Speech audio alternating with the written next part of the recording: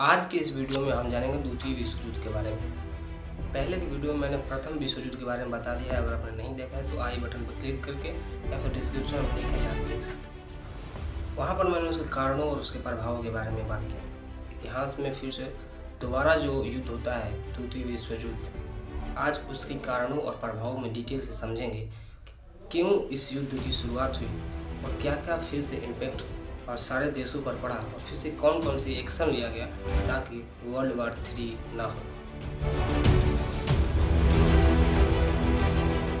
सबसे पहले चर्चा करते हैं इसके कारणों के बारे में, जिसमें से इसका सबसे पहला जो कारण है वह कारण है संघ की असफलता। यानी जो वहाँ पर राष्ट्र संघ बनाया गया 1920 ईस्वी में, जिसे लीग ऑफ नेशन कहा जाता है, उसकी असफलता इसकी सबसे बड़ी कारण थी। दूसरा सबसे बड़ा कारण था जर्मनी में नाजी पार्टी का उदय। नाजी पार्टी जिसका प्रमुख नेता हिटलर था। और तीसरा सबसे बड़ा कारण था सीमा निर्धारण की समस्या। यानी जो बाउंड्री बनाई गई देशों के बीच वो सही तरीके से और सही ढंग से नहीं किया गया, जिसके कारण दो देशों के बाद विवाद होते रहे। और चौथा कारण था राष्ट्रवाद, जिसकी चर्चा हमने प्रथम वर्ल्ड वार के दौरान ही कर दी थी। अगर आपने नहीं देखा है तो जा करके देख सकते हैं। इन्हीं चार कारणों की वजह से पुनः द्वितीय विश्व युद्ध इतिहास में होता है। चलिए अब इसके कारणों के बारे में ज़रा डिटेल से चर्चा करते हैं। और अभी तक आपने इस चैनल को सब्सक्राइब नहीं किया तो सब्सक्राइब जरूर कर लें, क्योंकि इस चैनल पर आपको हम जरा डिटेल में समझते हैं कि आखिर 1919 की शुरुआत तक जब ये प्रथम विश्व युद्ध खत्म हो गया तो फिर इसके बाद क्या हुआ। इसके बाद दो संधि हुई जो काफ़ी इंपॉर्टेंट है, जो वर्साई की संधि जिसकी प्रथम बैठक 16 जनवरी 1920 की हुई और पेरिस की संधि जो 25 जनवरी 1919 को हुई। इन दोनों संधियों का यही मेन मकसद था कि देशों के बीच जो ये बहुत बड़ा वार चल रहा है इसको जड़ से ख़त्म किया जाए। और इसका जो प्रमुख जड़ था वो थे जर्मनी, इटली, यूके, फ्रांस। इन्हीं सब देशों को मेन देश माना जाता था। वर्साई की संधि और पेरिस की संधि के समय इन सभी देशों ने आकर के हस्ताक्षर किया कि अब हमारे बीच युद्ध नहीं होगा। हालांकि कुछ ऐसे देश थे जिन्होंने हस्ताक्षर भी नहीं किए, लेकिन जो लोग हस्ताक्षर किए वो लोग इस युद्ध से हट गए। तब धीरे धीरे ये युद्ध खत्म हो गया। लेकिन जो नहीं हस्ताक्षर किए थे वो आपस में लड़े जा रहे थे, तो इससे समस्या उत्पन्न हुई। तब अमेरिका के राष्ट्रपति वुड्रो विल्सन ने एक संघ बनाने की योजना बनाई कि इसके लिए एक संघ बनाया जाए। तब जाकर राष्ट्र संघ का निर्माण किया जाता है, जिसे लीग ऑफ नेशन कहा जाता है। और इसका सबसे प्रथम कारण यही रहा, जो द्वितीय विश्व युद्ध हो पाया वह यह था कि लीग ऑफ नेशन अपने कामों में असफल हो गया। और इस संघ के निर्माण में वुड्रो विल्सन की जो बातें थी, जो उन्होंने कहा था कि इस युद्ध को शांत करने के लिए हमें एक संघ बनाना होगा, और इस वजह से राष्ट्र संघ का निर्माण हुआ और कई सारे देश इस संघ के सदस्य बने। और ये मतलब ये दावा किए कि हम इस युद्ध में भाग नहीं लेंगे, हम बल्कि एक देश की जाकर रक्षा करेंगे। तो इसलिए वुड्रो विल्सन को नोबेल शांति पुरस्कार भी मिला हुआ था, क्योंकि उन्होंने इस बात के लिए प्रेरित किया था कि एक संघ बनाया जाए। संघ का निर्माण तो हो गया, लेकिन ये संघ किस तरीके से असफल रहा, अभी हम इसी बात पर चर्चा करेंगे कि आखिर ये संघ असफल क्यों हुआ। इससे पहले हम आपको एक इंटरेस्टिंग चीज़ बताना चाहते हैं। जब इस संघ का निर्माण हुआ तो इसका फ्लैग खोजा गया, मतलब झंडा खोजा जा रहा था कि कौन सा सिंबल इसको दिया जाए, जो कि अभी ये मिला हुआ है। लेकिन 1920 में जब इसकी स्थापना हुई तो इसके फ्लैग के लिए चर्चा हो रहा था। जो भी मेंबर थे इस संघ के, उन्होंने उससे पूछा गया कि कौन से इसका जो है झंडा सही रहे। और ये खुद के झंडा यानी खुद के सिंबल यानी अपने पहचान को ढूंढने में ही 12 साल लगा दिया। मतलब इसका 12 साल तक अपना कोई ऑफिशियल सिंबल ही नहीं था, फ्लैग ही नहीं था। 1920 में इसकी स्थापना हुई और 1932 में ये फ्लैग जो है वो इसका सिंबल बना, ये इसका ऑफिशियली सिंबल है। इसके पहले जो 10-12 साल था, जहाँ भी ये निर्णय लिया वहाँ पर इसकी ऑफिशियली कोई सिंबल और पहचान नहीं थी, बल्कि ऐसे ही वहाँ पर काम किया और जब ज़रूरत पड़ी वैसी फ्लैग का इस्तेमाल कर लिया। ये इसकी पहली असफलता थी, क्योंकि इस कारण कई सारे देशों को ये लग गया कि जो खुद अपनी सिंबल और फ्लैग को ही नहीं ढूंढ पा रहा है, वो हमारे बीच जो युद्ध हो रहा है उसको कैसे शांत कर पाएगा। ये इसकी पहली असफलता थी। लेकिन जब एक अंतर्राष्ट्रीय प्रतियोगिता कराया गया और इस अंतर्राष्ट्रीय प्रतियोगिता में कई सारे देशों से ये कहा गया कि आप लोग फैसला कीजिए कि कौन सा फ्लैग इसके लिए सही रहेगा, तो कई सारे देश इसके लिए सहमति नहीं दिखाए, क्योंकि उनको ये लग रहा था कि यदि इसको ऑफिशियली फ्लैग मिल गया तो ये बहुत मजबूत हो जाएगा, फिर हमारी जो ज़मीन है जिस पर दूसरा देश कब्जा किया हुआ है हम उससे युद्ध नहीं कर पाएंगे। इसलिए सारे देशों ने कोई सहमति ही नहीं दिखाई। इसका परिणाम ये हुआ कि कई सारे देश आपस में ही लड़ाई फिर से शुरू कर दी। इसमें पहला एग्जाम्पल है इटली और रसीविनिया की, और इसने एक एक लड़ाई नहीं बल्कि इटली और रसीविनिया के बीच दो दो लड़ाई हुआ। इस पर इटली के प्रधानमंत्री बेनिटो मुसोलिनी का कहना था कि ये संघ यानी जो राष्ट्र संघ है जो बनाया गया है ये तभी तक अच्छा है जब गौरैया चिल्ला रही हो, जब चील लड़ रहे हो तो ये संघ किसी काम का नहीं। यानी ये बात दिखा रहा था कि किस तरीके से ये संघ जो है अपने कामों में असफल हो जाता है, और यही कारण था कि कई सारे देश जो आपस में युद्ध कर रहे थे उसको ये संघ रोक नहीं पा रहा था। और दूसरा सबसे बड़ा कारण था जर्मनी में नाजी पार्टी का उदय। नाजी पार्टी जिसका प्रमुख नेता हिटलर था। हिटलर ने कई सारी ऐसी क्रूर नीति लाई जिससे उसके देश के साथ साथ अन्य देश भी प्रभावित हुए।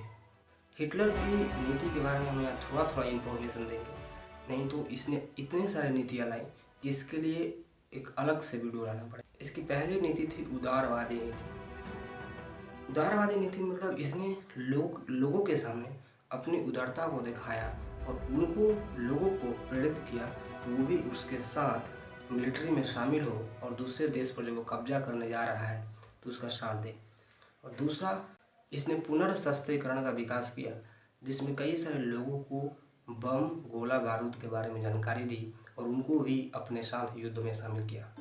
तीसरा था राष्ट्रीय सेवा की इसने शुरुआत की, और राष्ट्रीय सेवा के साथ साथ सभी लोगों को, नौजवान लोगों को और जो भी बुद्धिजीवी लोग थे उनको मिलिट्री में भरने का काम किया। और इसके बारे में एजीपी टेलर कहते हैं कि हिटलर जो था वो खुद से युद्ध में नहीं जाता था, विनाशकारी युद्ध में हिस्सा नहीं लेता था, लेकिन ये अवसरवादी था। इसको जैसे ही मौका मिलता था ये अटैक कर देता था। और इसी प्रकार से जर्मनी ने कई सारे देशों पर अटैक किया, जिसमें से पहला था अमेरिका, पोलैंड, ऑस्ट्रिया, और इसके अलावा और भी कई सारी जगह थी जहाँ पर इन्होंने अटैक किया। लेकिन जैसे ही इसने पोलैंड पर अटैक किया तो उधर से ब्रिटेन और फ्रांस पोलैंड के साथ देने के लिए आ गए, और इससे क्या हुआ कि फिर से ब्रिटेन, फ्रांस जैसे बड़े बड़े देशों के आने से ये युद्ध एक नया रूप लेने लगा। जर्मनी की इन्हीं सब नीतियों और आक्रमणों के कारण कई सारे देश इससे प्रोत्साहित हुए, प्रेरित हुए, और उन्होंने भी एक दूसरे देश के खिलाफ युद्ध छेड़ दी, जिससे ये युद्ध और बड़ा बन गया। और 1938 ईस्वी में जर्मनी ने ऑस्ट्रिया और चोको पर कब्जा भी कर लिया, जिससे अन्य देश भी इसी सिलसिला में वो भी अपने देश के जो पड़ोसी राज्य थे, जो द्वीप थे, जो देश थे, उस पर कब्जा करना शुरू कर दिया, जिससे युद्ध फिर से द्वितीय विश्व युद्ध के रूप में सामने आया। तो दूसरा कारण तो हो गया जर्मनी की वजह से और सारे देशों का एक दूसरे के प्रति युद्ध करना। और तीसरा जो कारण था वो था बाउंड्री लाइन में अनियमितता, यानी सीमा निर्धारण की समस्या। एक दूसरे कंट्री के बीच जो बाउंड्री थी उसको सही तरीके से नहीं बनाया गया, जिसका परिणाम ये हुआ कि इटली और इथोपिया के बीच युद्ध हुआ, स्पेनिश गृह युद्ध हुआ, चीन और जापान के बीच युद्ध हुआ, और ऐसे करके कई सारे कंट्रियों के बीच अपनी सीमा को लेकर के युद्ध हुआ, जिसमें इटली और इथोपिया के बीच जो युद्ध हुआ इसमें इटली विजय रहा और इथोपिया के जगहों पर कब्जा कर लिया। चीन और जापान का युद्ध जो मंचूरियन हादसा के नाम से जाना जाता है, मंचूरियन जो चीन का ही अपना एक इलाका था, और वहाँ पर जापान को इजाज़त दी गई थी कि वहाँ वो अपनी सेना रख सकता है कुछ दिनों के लिए। जब जापान वहाँ पर सेना रखने गया तो उसने कुछ दिन बाद चाइना के शंघाई शहर पर बमबारी कर दी, और फिर बाद में जब राष्ट्र संघ ने इससे पूछा तो इसने कहा कि हमने कोई बमबारी नहीं की, बल्कि चीन ने खुद अपने शहर पर ये आपसी विवाद में बमबारी किया है। लेकिन संघ इस बात को नहीं मानता है, और जैसा कि संघ पहले से भी कई सारे मामलों में असफल रहा, यहाँ भी वो कुछ नहीं कर पाता है, जिससे जापान ये सोच लेता है कि संघ काफ़ी एकदम टूटा हुआ है, वो कुछ नहीं कर सकता। इस वजह से जापान ने चाइना पर हमला भी बोल देता है और मंचूरियन जो जगह थी उस पर कब्जा कर लेता है। और इसी कब्जा के कारण और भी जो देश थे, जैसे स्पेनिश देश, वहाँ पर गृह युद्ध हुआ, आपस में ही युद्ध हो गया, जिसमें रिपब्लिकन और एक राष्ट्रवाद, दो अलग अलग सोच के विचारधारा के लोग आपस में युद्ध कर लिए, जिसमें राष्ट्रवाद जीत गया। और इससे क्या हुआ कि जब एक दूसरे के बीच युद्ध हो रहा था तो अलग अलग देश जब इसको देख रहे थे तो वो भी प्रोत्साहित होकर जो प्रथम विश्व युद्ध में अपने अपने जगह को खो चुके थे उसके वजह से आपस में झगड़ा और युद्ध करने लगे, जिससे धीरे धीरे ये युद्ध और भी बहुत बड़ा बन गया। तो तीसरी समस्या जो सीमा निर्धारण की समस्या थी, इसके कारण भी द्वितीय विश्व युद्ध हमारे सामने आया। और इसका चौथा जो कारण था वो था राष्ट्रवाद, यानी नेशनलिज्म, जो कि प्रथम विश्व युद्ध में भी ये सबसे बड़ा कारण था।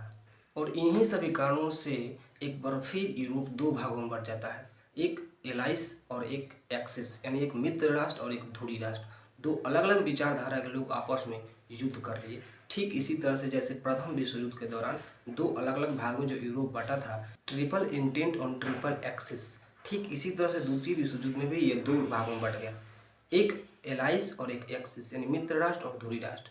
मित्र राष्ट्र में ब्रिटेन, अमेरिका, सोवियत संघ और चाइना था, और ध्रुवीय राष्ट्र में जर्मनी था, जापान था और इटली था।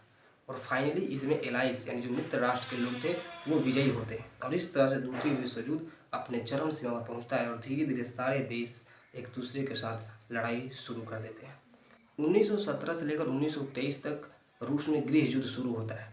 1924 में लेनिन की मृत्यु के बाद रूस में उस रूस कंट्री का नेतृत्व जोसेफ स्टालिन करता है, जो लाल सेना का गठन किया था और कई सारे देशों पर कब्जा करने के लिए आक्रमण करता है, और इससे ये युद्ध और भी तीव्र हो गया। इसी तरह से अमेरिका, सोवियत संघ और ब्रिटेन सभी लोग मिलकर एक दूसरे पर हमला करते रहे, और इनके हमलों के कारण ये युद्ध बड़ा होता गया और फाइनली 1945 में जाकर ख़त्म हुआ, जब यूएन की स्थापना यानी यूनाइटेड नेशन यानी संयुक्त राष्ट्र संघ की स्थापना हुई 24 अक्टूबर 1945 को, तब जाकर ये युद्ध खत्म हुआ। अब बात करते हैं इसके प्रभावों के बारे में, यानी इसके रिजल्ट के बारे में। इसका परिणाम ये हुआ कि ऑस्ट्रिया और जर्मनी में व्यवसायी प्रशासन की स्थापना हुई, जिसके कारण जर्मनी दो भागों में बटा, एक पूर्वी जर्मनी और एक पश्चिमी जर्मनी। इसी का कारण है कि कोरिया भी आज दो भागों में है, एक उत्तरी कोरिया और एक दक्षिणी कोरिया।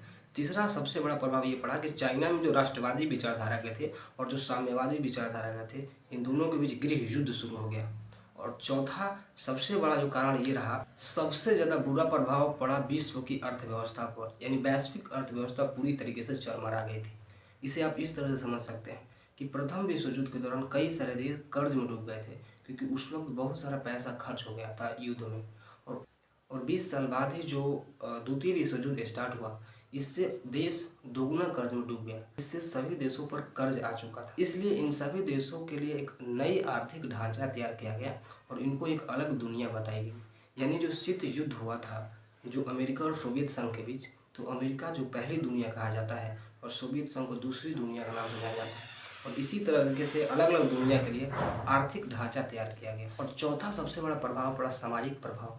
6 से 7 करोड़ लोगों की मृत्यु है, जिसमें से भूखमरी और बीमारी के कारण भी कई सारे लोग मर गए। और जर्मनी की इसी संदर्भ में जर्मनी ने जो दो व्यवस्था शुरू की थी, एक होलोकॉस्ट और एक था गैस चैम्बर। ये दो ऐसी व्यवस्था थी जिसमें लोगों को एक सामुदायिक मतलब जो भवन है, एक गैस चैम्बर होता था जिसमें कई सारे लोगों को भेज दिया जाता था और एक नशीली गैस उसमें छोड़ दी जाती थी, जिससे उनकी मृत्यु हो जाती थी। और इस नीति की शुरुआत हिटलर ने किया था, जो कि बहुत ही क्रूर शासक था। और पांचवा सबसे बड़ा प्रभाव भारत के लिए पड़ा, पॉजिटिव चीज़, कि इस बीच सुभाष चंद्र बोस ने आज़ाद हिंद फौज की स्थापना की और वहाँ से ब्रिटिशों को भारत से भगाने का काम किया, जिससे 15 अगस्त 1947 को भारत आज़ाद भी हो गया।